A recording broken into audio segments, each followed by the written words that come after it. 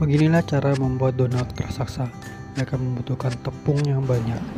Dengan begitu banyak orang-orang pekerja, mereka membuat adonan, kemudian memipihkan adonan tersebut dengan alat berat, dan juga mereka harus menggunakan tali yang besar dan panjang untuk menggorengnya.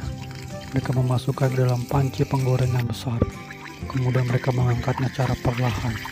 Semua orang bersorak dan bertepuk tangan. Mereka semua bekerja sama. Begitu pula ketika mereka mencampurkan donat-donat itu dengan mentega, dan kemudian mereka memberikan coklat yang banyak, yang sangat banyak, dan juga pekerja, dan mereka menggunakan drone untuk menaburkan meses-meses yang warna-warni.